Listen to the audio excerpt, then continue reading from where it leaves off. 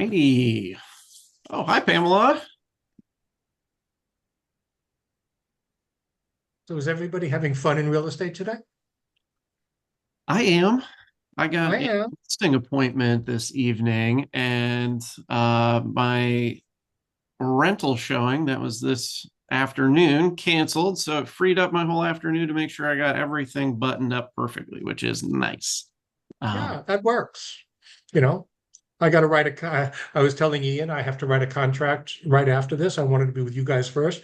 And the contract that I'm writing is for a property that is currently not owned by the seller I'm working with. They're closing on it tomorrow. But I actually How does called the that work? title company who I've worked with for 25 years and I said, "Do you want this deal?" And she said, "No." She said, "I don't even want it because it's going to take a few weeks for title to clear and everything to show up. And it's going to take, and they're all going to be rushing to get this closed." So, you know, I said something to Ian earlier today. I just want to say this briefly because I learned something this morning. We all thought the world was going to quiet down post-election. And I'm not going to get political. It's not going to be that conversation. But I had a new revelation this morning, and that is that every time you answer your phone right now, 50% of the world thinks the real estate market is going to crash. And the other 50% of the world thinks prices are going to skyrocket. So it goes back to that lovely thing of real estate. We need to learn to ask questions and let people talk because they will tell us who they are, what they're all about, and they'll tell us everything we need to know to guide that conversation. But, that's what good realtors do. and that leads me to the intro. So, welcome to the Illinois chapter of the Young Professionals Network in EXP. We are a collective of youthful minded agents that are looking to connect, network, and build great referral based businesses with other agents across the country. If you are only a part of the Illinois page, I suggest you try to get added into the national EXP Young Professionals group. It's a great network. They do a lot of other learning programs and stuff like that as well, and are always happy to connect. We're looking to add more members as well. So if we could take a little look at that page on Workplace, be much appreciated. And we have my guest today, Eric Miller from Fort Lauderdale, Florida. He is an agent of 25 years. He's done over $300 million in transactions. Um, Quite the magnificent agent here, coming from my national networking group, and he is a master scripter. He knows exactly what to say, almost in every situation and under any different type of circumstance. So, to lead him in, I'll let Eric do a little bit more of introduction to himself. No, I am thrilled to be here because, it's really wonderful at my age to be invited to the young professionals group. So it really, that is my honor of the day. Okay. So to be clear about it, the Social Security check will be coming next month. So I want to be clear about this. I've been doing this a long, long time. And I like to joke about it, but there's not an original thought that comes out of this head because every day in real estate, you have an experience that teaches you how to respond to something. And if you practice that response long enough, it becomes absolutely automatic and you start to look brilliant. So I told Ian that I wanted to throw something out there today because it always amazes me when people ask me what I do for a living. And for a long time, I was very proud to say I'm a real estate agent. I'm a realtor. I was very proud. And I started to notice that most people respond with, "Really? Another one?" Oh my God, all my friends have real estate licenses. I don't even want to talk to you. I have so many friends who have real estate licenses. And it was sort of like this negative, a realtor. It just didn't work. Okay. So I decided a long time ago that I had to come up with some much more creative responses to what I do. And, there were the simple ones that I'd stress to people. You know, I work 7 days a week, making sure that I help people make the best decisions on the biggest decision of their lives. Okay. People are going to be inquisitive about that. And I finally went to one of my favorites, which tells people what I did for a living before I was a realtor. So I tell people that, I used to be president of Dr. Netton, the company that turned every little girl in America into a princess and let every little boy into a superhero, because we made those pajamas with the zipper up the front and the plastic feet on the bottom. And I was president of that company. Bottom line is I'm a salesman and I became a realtor and I'm awesome at it. Are you looking to buy or sell? And it only takes about 3 seconds to deliver that. And you know what? They're always more focused on Dr. Denton than they on real estate. They're always want to tell me about the pajamas they grew up in, but I don't care. It keeps the conversation going down the road. So I think it's really, really important that people let go of I'm a realtor, I'm a real estate agent, because we start to say it with this negative tone in our voice and find a response that makes you really, really happy. I help people move on to the next chapter in their lives by making their decisions always a win. They're going to ask you what you meant by that.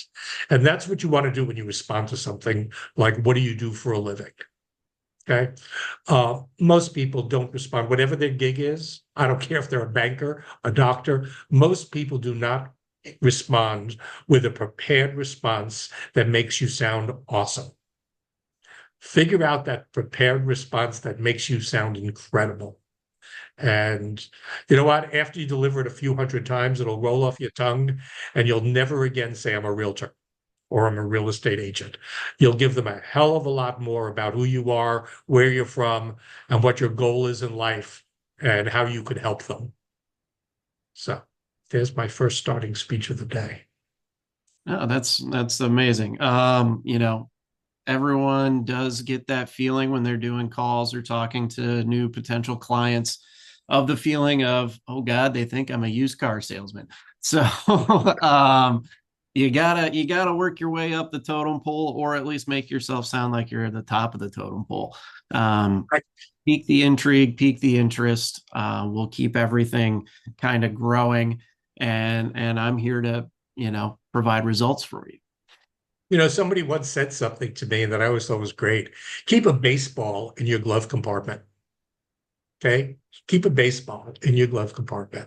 And when you get a really difficult client, you sort of, when you're in the parking lot, you pull out the baseball and you say, hey, I need to ask you a favor. I need you to sign my baseball. Nice. Well, now we're on the same team. I have all my clients do it. We are now on the same team. And our team, our job as team members is to find you the best home at the best price and to get you in there. So I need you to sign my baseball. Because once they've signed your baseball, you've broken it down a little bit. They're going to think it's cute. They're going to see all the other signatures, and they're going to think it's a cute way to approach life. They've probably never signed a baseball before. Or at least haven't for a very, very long time. Right, exactly.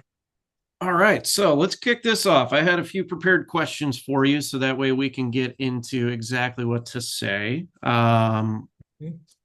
I want to find an HOA with low fees. How do you talk price with a potential buyer?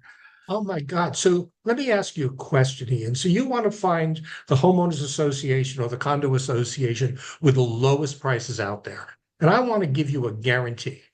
If we find a condo association or an HOA with extremely low fees, I promise you we're going to be finding one with deferred maintenance. Would it be okay if we found one where the people who live there are just like-minded, just like you, and their goal is to keep those fees as low as possible? Would that be okay with you? that would be okay. No one will ever say no to that. Okay. They want to hear the low fees, but you got to stress to them that if the fees are exceptionally low, deferred maintenance, or they're reading something wrong. I always love when they're reading something wrong. So I just say deferred maintenance. But my favorite is when they call up in South Florida, I can pretty much guarantee you that at a homeowners association, which is or townhomes, that the insurance fee is about $300 to $400 a month. So I always get calls from people. I found a townhome that the HOA fee is only $90 a month. And I can instantaneously tell them, I will bet you that that fee does not include insurance and you're paying your insurance separately. And the minute I show them that once, you know what? They never call me again about low fees because I've taught them that a low fee usually means that something's excluded. So the last thing you want excluded in a low fee is maintenance. And if you tell them right up front that a really low fee usually means deferred maintenance, and the goal is really to find an association where the people who live there are like-minded, just like you, and want to keep the fees as low as possible. Are you okay with that? They will always answer okay. Yeah, and Chicago has a large condo market, and the variance in fees goes so far in range. I've seen them in $150 all the way up to $4,000 a month, but those $4,000 a month are for the co-op buildings, usually. And then there is, So the taxes are being paid within the unit, yeah, right? And plus, like, when I say that you want to be in a property or a building, an HOA or a condo where the people are like-minded, you know what? You don't want to be in a condo. I have friends who live, nobody watches this and they'll spot it. I think they live in Cincinnati and they live in a condo building that has a valet driver and car on 12 hours a day. And literally at one point, I think it was a Rolls Royce to take you anywhere you want. Well, guess what? Nothing is free. If you want to live in a building like that, you have to expect to pay for it. And in any market in the country, you can figure out what makes a building or an association have lower fees. The single number one item on most associations' fees is staff. So if the HOA has a manned gate and it's manned 24 hours a day, that gate is going to cost you more money. And if you have a lobby that's manned 24 hours a day, it's going to cost you more money. And if you have internal hallways that are air conditioned all the time, it's going to cost you more money. If you have 9 elevators, I hate to tell you how much it costs to replace an elevator. I could tell you that, but it's going to cost you more money. Nothing is free. Nobody all of a sudden finds a very low HOA and thinks that they found the deal of the century. So I also think it's really important that people explain to people how HOA fees, condo fees, or co-op fees are done. It's really very simple. Master budget is done. You divide by either the number of owners or the square footage of each owner, and each one is responsible for their fees. It's not some like, somebody came up with, we're going to charge you $1 million a year and divide it up. I mean, so if somebody is really, really that concerned, tell them to get involved with the board. Get somebody a budget. I always think it's a very good exercise when somebody is looking for a condo co-op or HOA to get them one budget to look at and sit over a cup of coffee and go over the budget. And they're going to see that the budget is paying first for staff, usually second is insurance, then property maintenance. And there are those line items, and those same line items are going to exist in every single property they look at. yep. And as the president of my HOA, Well, I didn't know that. Yeah, I was acting as president as the treasurer because as soon as I came onto the board, everybody active on the board stopped doing work. But that's a whole other story that happens when people purchase condos. Yeah. Um, Now that I am acting president, people have seen the maintenance that has happened. They understand where the money is going in the budget. I provide budget reports. We do regular, actual scheduled maintenance. We do regular owner meetings. We do board meetings. They get to see the trail of all of that stuff happening, and they understand now this building is being preserved in a way that is actually functional and providing value for the dollars that they're putting into it.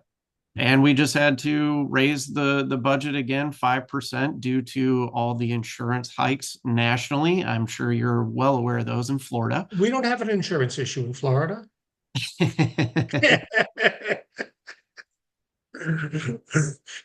One of the biggest problems in condominiums in Florida, on a little side note, is mid-year, you're not allowed to take an emergency maintenance increase of anything more than 14% without a vote. That's put people on guard because at any point in the year, you can get a huge increase in your insurance bill and you have to deal with it. So, okay, so I know we have other questions, but I got to tell you a quick funny. This is just reality. So I'm in the lobby of a building the other day, and I'll leave out the curse word. And this agent turns around to her client and says, "All right, you need to stop asking about HOA and fees and assessments. If you're buying a condo, you just need to accept they only go in one direction. They go up, and they are going up next year. Okay, we never have to talk about this again. Let's start looking at units." And I could tell what had happened was she didn't prepare the client well for this conversation about HOA fees. And every single unit that the woman showed her, the woman's question was, "Well, do you think these fees are going up?" And the realtor literally just lost it in the lobby of the building and just told the lady, "Okay, no more. You can't ask this anymore." So if you prepare people right and explain what low fees are, full circle, explain what low fees are, and explain how fees are done, chances are they're not going to discuss it with you until they fall in love with the unit. And once they fall in love with the unit, the conversation is much easier. Indeed. So when you're positioning your buyers for success, why do you say never say I love it? Oh my God. So I have this conversation with every client before we walk into the first house. And I say, "So Ian, I want to ask you a question. One of the reasons you're working with me is, do you expect me to help you to negotiate a good deal?" Yes, of course. Okay, then do me a favor. Remember that baseball we signed? Okay, that put us on the same team? I cannot have you walking around the house telling them how much you love everything, because that kills my ability to negotiate. Okay. You can't tell them how much you love the kitchen. You can't. Now, we don't have to be negative.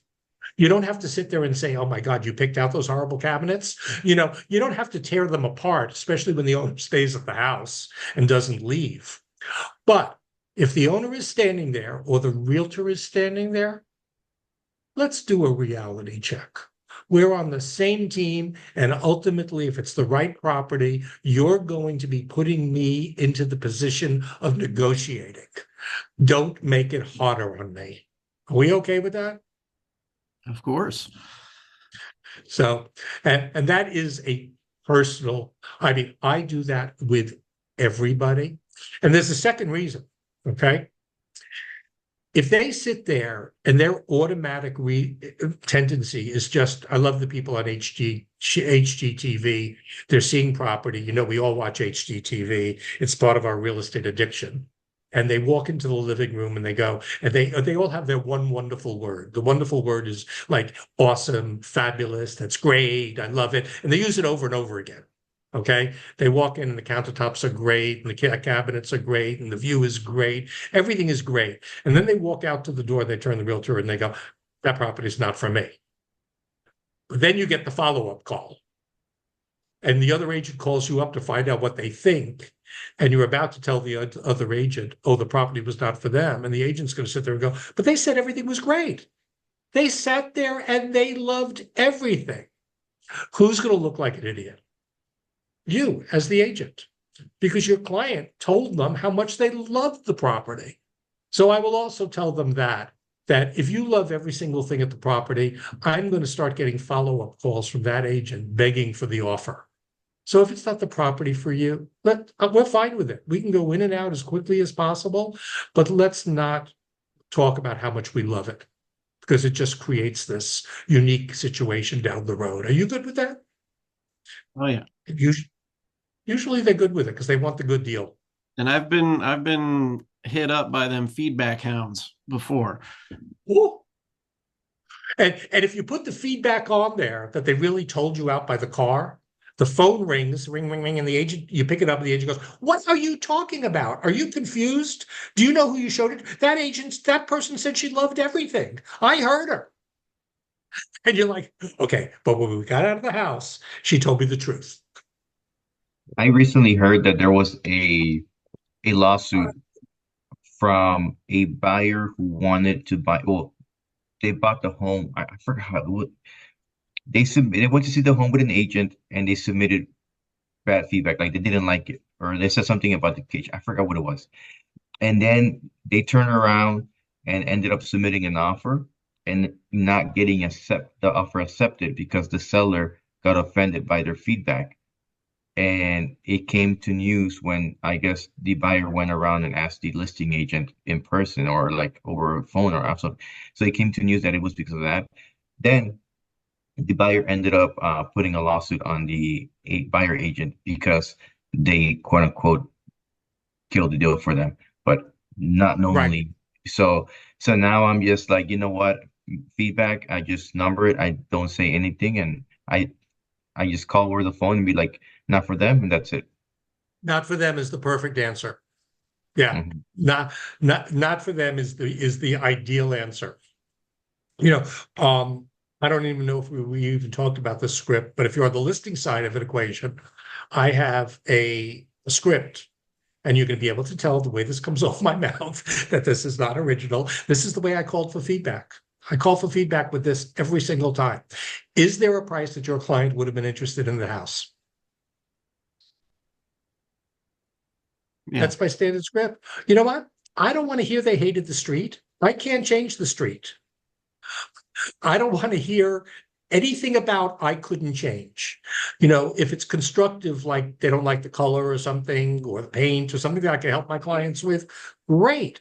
But I don't want to hear anything about all the things that just can't be fixed. So my only question really is there a price that your clients would have been interested in the house? That's straight to the point too. So all I really care about. All right. Next question. How do you diffuse the concern of being a new agent? There are no new agents. Okay. So there are no new agents. And I'll tell you why. Because most new agents belong to a team or a company that has lots of years of experience. And all they are people who are working much harder to get their career off the ground, but they have tons of people to go to. Okay. So I really think new agents should deal with it right up front. Okay. So I'm a newer agent. That means I'm working 7 days a week and I need to be successful at every single thing I do. And the good news is I have a team of 350 agents behind me or 87,000 agents behind me that I can go to all day long with every question I want to ask because they all want to see me be successful. Nobody is going to shoot you down on that one. The place new agents get in trouble is when they allow the person they're talking to ask them the question, are you a new agent? If you address it beforehand, you will never get in trouble for it. I'm a newer agent, so I've aligned myself with a guy with 30 years experience who wouldn't want to list your crappy house, but I will list it and I can go to him all day long. Okay. You know, there are a million one ways. You just have to, take that barometer and decide how you want to deal with it. But, I'm going to assume this is only EXP people. Sometimes I speak in meetings that are, more than EXP people, and pull out the world on your phone. Show them, hey, listen, I'm a new agent, but one of the reasons I joined the company that I did is I have this amazing ability to get to some of the biggest people in the office in 2 seconds flat if I ever have a question. You want to see something amazing? Show them the world. Hop into your stateroom. Introduce them. Tell the lady on the other end of the phone, hey, I'm just giving a tour. Say hello to. They're going to be so amazed that no one else is going to show them that.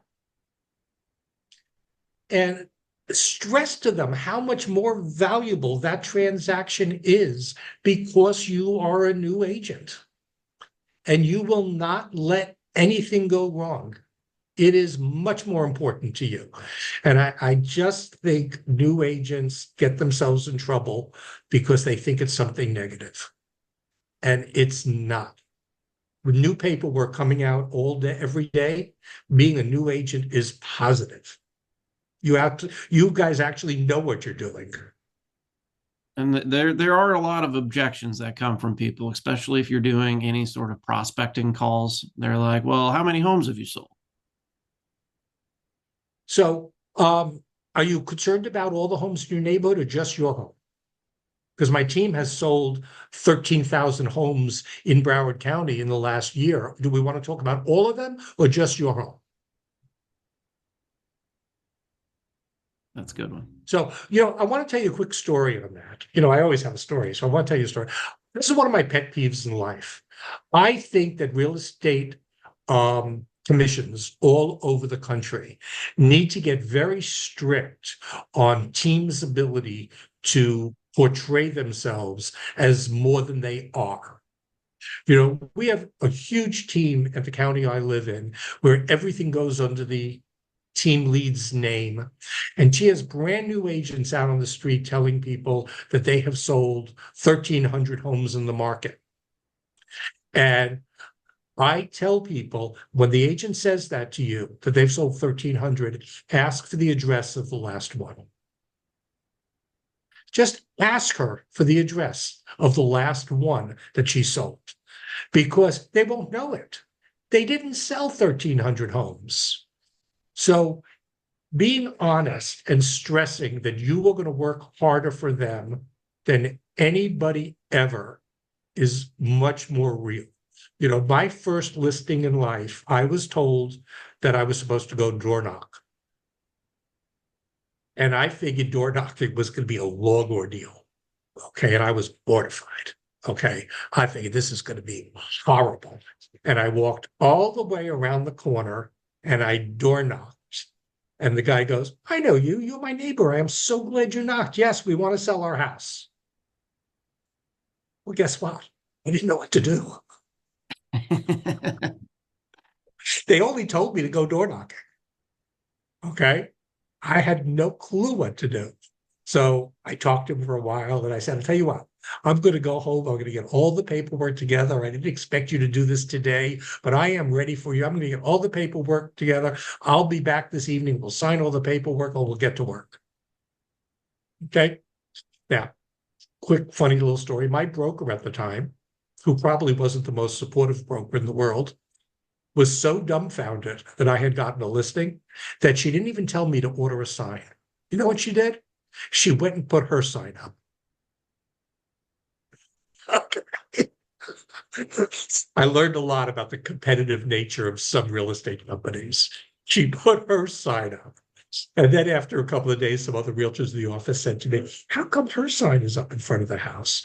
I said, well, I don't have a sign. And they were like, well, didn't she tell you where to go get one?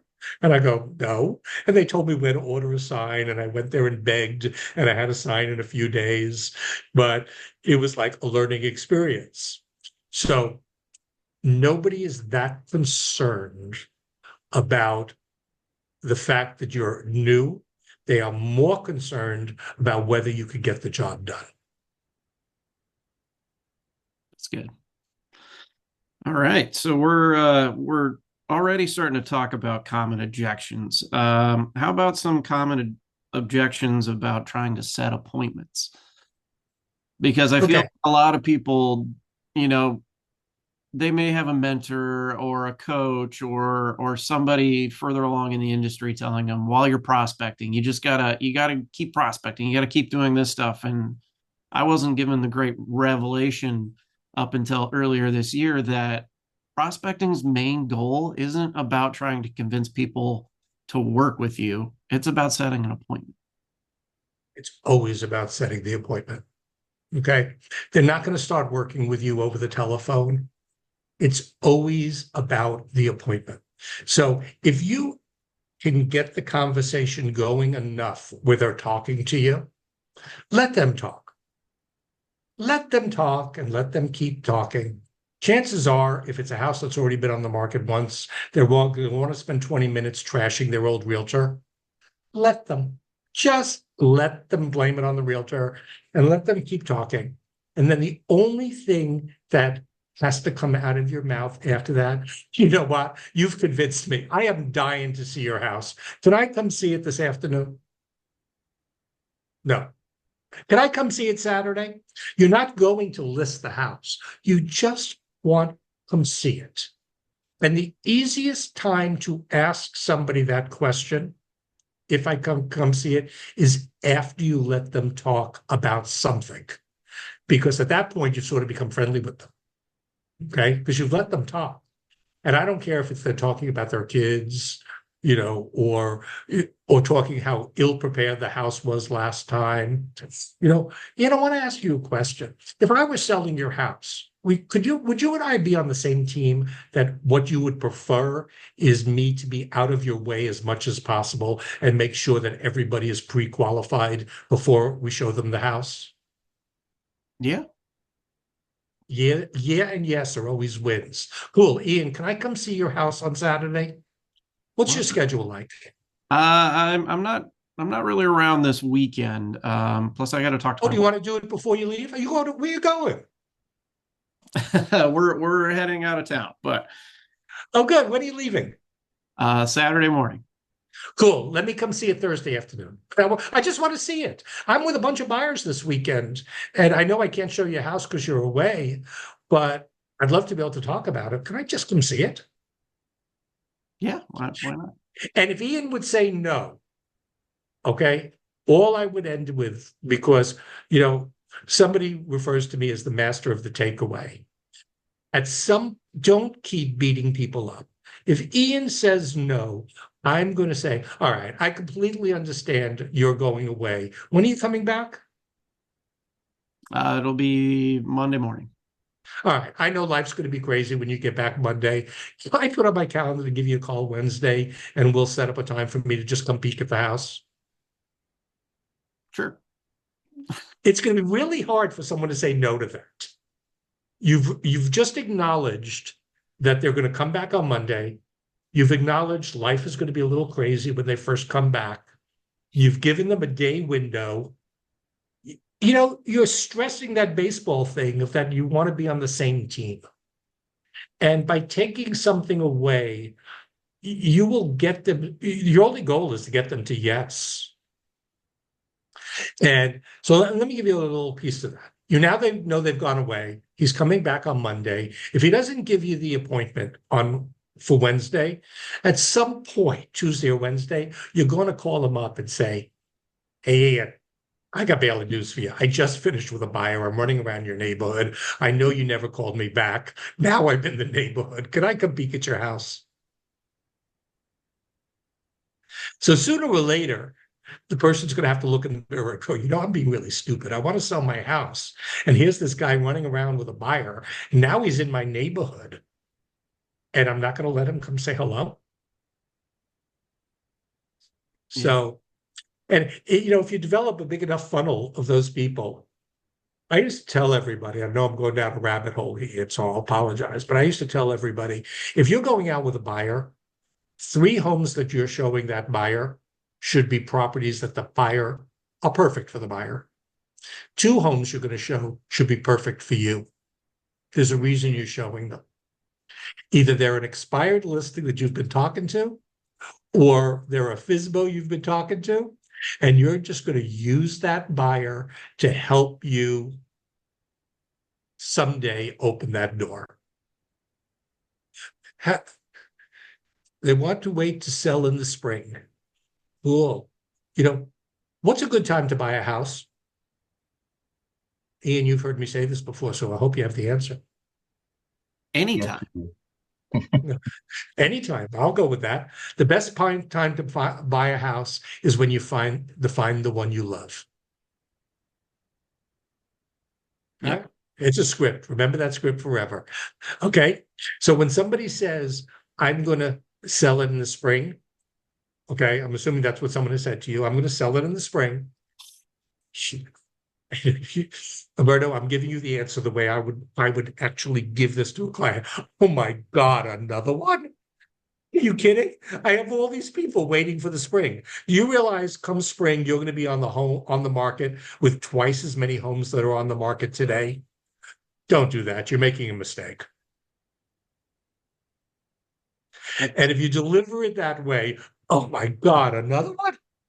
Everybody, my standard Florida one is everyone says, I'm going to come down to Florida in the middle of the summer when it's really hot because I know nobody will be there. And I will answer it the same way. Oh my God, another one? I'm not going to get summer off. You're all coming in the middle of the summer.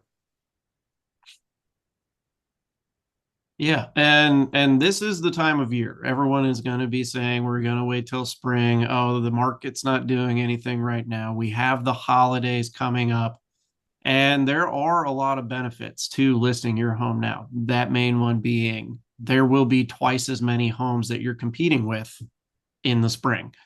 So why don't we But figure Ian, out? I want to ask you a question. How long do you think it takes me to put a house on the market? I mean, depending on all the preparations and as much as they're willing to give you in commission, 1 week to 2 weeks. Okay. So what if I told you that we will get more money for your home if you go through full preparation with me? And the day I photograph it, it looks so incredible that the person is buying it before they even walk in the door. Is that something you'd want to do? Sounds like something that we would want to do. What I'd like to do is I'd like to sign our listing agreement now and put right into the listing agreement that we're not going to put it on the MLS until we all agree at the right time and the house is ready to go. And every market in the country has a different way of doing it. Some have addendums, some have you can put in the listing agreement, whatever. And I explain to people, I only need your house incredible for one day. I need you to think of it this way. I need every single surface in the house cleared off, from the kitchen counter to the desktops to the bathroom counters. I need every single surface in the house cleared off for one day. I won't open closet doors. I won't open drawers. I won't look inside anything. But by doing it that way, my photographer is going to come in here and he's going to make your house shine to a level that a buyer can see themselves moving in there before they even walk in the door. I know that doesn't happen overnight. Okay. I know I'm going to be calling you and saying, are you ready to go? And you're going to say, I need another week. And I'm going to call you and you're going to say, I need another week. And I'm going to be okay with that every time, as long as we already are started where I can start having the conversation with people and say, by the way, I have an awesome house coming in a few weeks. I can't show it to you yet, but I want to start talking about it. So does it make sense that the house doesn't go on the market in 1 week? It takes a little longer. And the only way we get started is by going through the paperwork today and now moving on to the important stuff. Remember, the paperwork is never the important stuff. If you had a choice today of the paperwork or the key, which one would you rather have? Key? Always take the key. They will sign the paperwork once they've given you a key. That's actually going to be really helpful for that listing appointment tonight because I've been working with these guys for 2 years. And they're finally ready after the fact. They went to an open house a week ago and found a place that they really loved and Oh, were cool. ready to write an offer on it, but they hadn't gotten a pre-approval. And they waited until Tuesday to call me. And they're like, "We love this place. Will you check it out for us? Will you call the agent and see what's going on?" 5 offers already under contract. Window closed Monday at 5 p.m. But I didn't get the information until Tuesday. So, Ian, before you go on the appointment tonight, call them up and say, hey, listen, I had a crazy day, so I haven't had a chance to call you. I just want to make sure you've made a copy of the key for me. That's not evil. That is just like you're making the assumption you're getting the listing. You know you're getting the listing. Make sure they have. There is nothing worse than when someone says, oh, I forgot to make a copy of the key. My answer to that is your wife, your partner, you both have keys. Give me one of yours. I'll make the copy tomorrow. Yep. All right. Let's see. We got some more objections. I'll make an appointment when I find the home I want to see. Cool. So you want to find a house the same day Ian's 5 other people have found that house, and your goal is to get into a bidding war. Do I have that correct? Most people won't answer that one.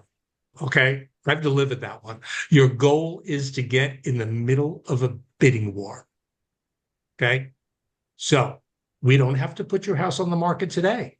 It takes time to prepare a house to put it on the market. I will actually sign a listing agreement that says we will not put this house on the market till the day we all agree it's ready to go. Oh, that sounds familiar. We just talked about that. Okay, I'll sign that listing agreement now. But if I took you out and we found the perfect house and it was contingent upon the sale of your home, don't you think the other agent is going to ask me right away, is their house on the market or ready to go to the market? And I'm going to need that listing agreement to show her we are ready to go.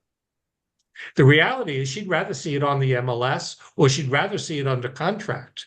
Well, if we don't have anything, you're not moving forward, even when you find that house. So work with me here. Okay. Sign my baseball. Let's get on the same team. I want you to sign my baseball. Let's get on the same team and let's understand that finding your dream home is never a win. Now, by the way, I want to tell you a story, Ian. Okay. Okay. Nothing has been worse to me in my entire life. It tears my heart out. I remember it to this day when the woman said to me when I was very new in the business, I don't want to list my home till I find my dream home. And today she is still living in a rental. And every time I talk to her, she says, do you remember that home I should have bought? It's 12 years later. And she will never get over it. So I've learned that is not the way to do business. Sign my baseball. That basically. I have that your story made me laugh. I forgot I wasn't to ask. Jesus. Um, Let me think about it again. No Yeah, problem. and just so we can keep this moving along a little bit too, this may be more so for the agents that we have in Illinois that work out in the suburbs and in the other counties and stuff. But why does every buyer need to see some new construction? Like, what does it cost for resale compared to new? Uh-oh. Let's see. I think you're coming. Say that question again. You froze There there for we a go. second. Yeah, I thought you were freezing there for a second. So why should every buyer need to see some new construction? Uh-oh. Hello. There Aaron? you are. Hey, I'm here. Can you are we good? Say that question again. Yeah, we're good right now. Yeah. Every buyer needs to see some new construction. Why is that so? Okay. So there are 2 reasons. And if I'm fading, I apologize. I'll go back. So first one is if you do not take them to new construction, you risk that they go there on a Sunday without you. Okay.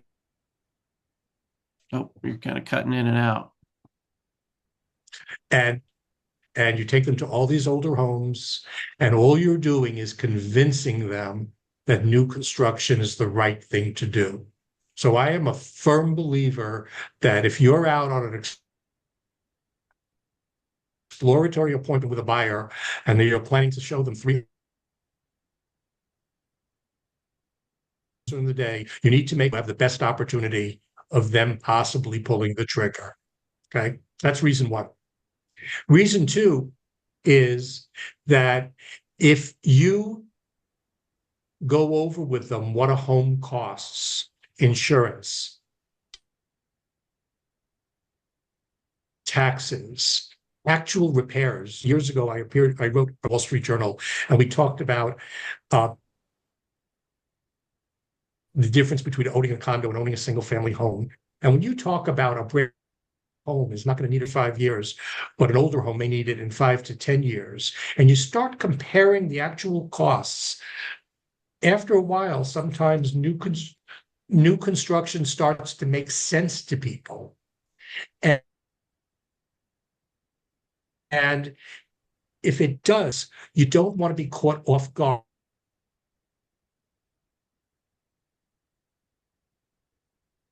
Is this me?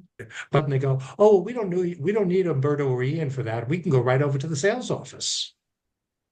You can break that on day one by taking them into one sales office. And that way, at least they know you are welcome there. You are still part of the process.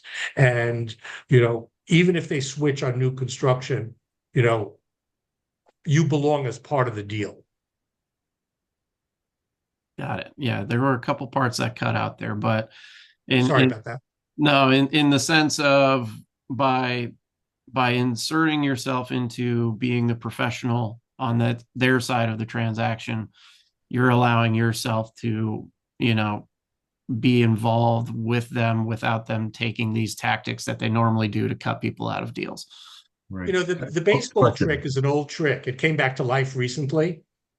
And I actually think of it as this is the same as them signing a buyer's agency agreement.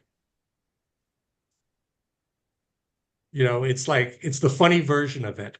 We're teaming up with one solid purpose to get them the best deal on a house. And it's a good closing gift if you get them a great transaction. Yeah, you get to give them the baseball. with the caption, "Thank you for letting me be part of your team." That's right. Right. I have a client right now that's actually, I'm glad you brought that question, Ian. They're asking me to look for a land so they can build their new home, and they want a pretty large amount, but they said that they have a builder that helped their sister build the home. How would you handle that? How can I insert myself in there without being too greedy? Umberto, now here's the script, because it's but every question in life is easier if you ask it the minute it comes up. Okay, it becomes a little harder down the road. When they said to you they had a builder, oh my God, I work with so many builders. What's the builder's name? Okay, that's first. Got to get the builder's name. And then the next day, you're going to call that builder and you're just going to say to the builder, hey, I just wanted to introduce myself. I'm a local realtor and I'm working with so-and-so, and we're looking for land. But I also wanted to come see exactly what you do so that at least I know for future clients exactly who you are and what you do. Now, the reason you're doing that is the next time they talk to the builder, the builder will probably say, oh my God, we met Alberto. He is such a nice guy. They'll never say a bad thing about you because you have other clients. So the place to insert yourself is with that builder. The other thing you want to do is find out from that builder what he's looking for in land. If there's something in particular that he wants you to be conscious of. Because the worst thing in the world is you go look at a lot And it's funny, I have a lot client right now. And, you go look at a lot and she has no clue what it costs to bring plumbing or electric. And so the reality is she should be looking at lots in finished HOAs, but she's not. And so it's really good, I know it's going to sound like a broken record. It's really good to have that builder sign the baseball. Make him part of the team. Yeah, I agree.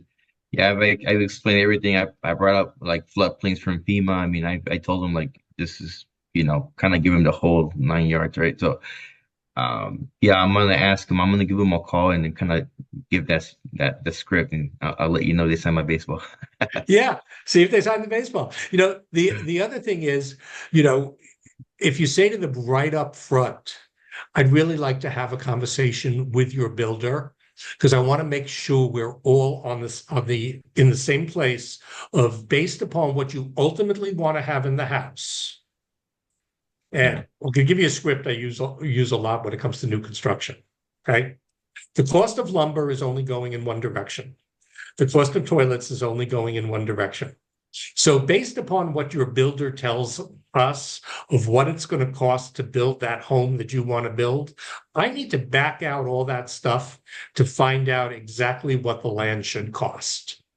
And the only person who can tell me that is the builder. So you've laid out for him what you want. Can I give him a call so I can figure out exactly what kind of land we should be looking for? No, don't call my builder. They're never going to say that. They're going to be very happy that you offered to call the builder and have that conversation. Okay. Yeah, makes sense. I like that approach. Thank you. Yep. And then let's see, we got two more questions. We'll make this next one quick, and then we'll end on a final one. First question, how do you talk to potential renters to make them feel comfortable with purchasing? So the piece of that question that we never know is how long they're going to be renters. Okay. So we have to know in our heart, is this a renter for 6 months? Is this a renter for a year? Is this a professional renter who never wants to buy? So the starting point to that question is, so I'm just curious, with all the great deals out there on property right now, you've heard it's become a little bit more of a buyer's market than a seller's market. With all the great deals on houses right now, why are you looking to rent? Now, that answer is going to be what you need to know. If it's, I don't like to take care of the property, well, what if I could show you a property that had very little maintenance? Would you be interested as a buyer? I don't have the down payment. Well, have you spoken to a mortgage broker yet to see if there are programs out there to make it work? And there are numerous ways to take them down that road and still make your first appointment with them to go look at rentals. Okay. So I want to tell you a quick story because I always have a story for you. Ian probably heard this. So I met a husband and wife. They called me up one day and they said, we have a rental we want to look at. And I was like, I could feel the energy in my body going, oh, shit, another rental? I don't want to deal with this right now. I could feel the energy. And then they gave me the address and it was like, okay, that doesn't make sense. And I pulled it up very quickly while I was talking to him, and the rental was $36,000 a month. Right? So my tone changed pretty quickly. I was like, yeah, I knew the address, and the address was right on the ocean. And I was like, okay, doesn't make a whole lot of sense. So I said to them, listen, I'm making the appointment. But I'd like to meet you guys in the driveway for a couple of minutes beforehand. So we're going to see the house at 2:00. Can we meet over there at like 1:30 before the other agent? Yeah, no problem. And I said to them, so listen, can I ask you a question? This is a very expensive rental. Why are we looking at a rental at this price point as opposed to buying something? And it didn't take more than 1 second before the husband responded, well, I don't want a single family home because I don't want to take care of everything when we're only here part-time.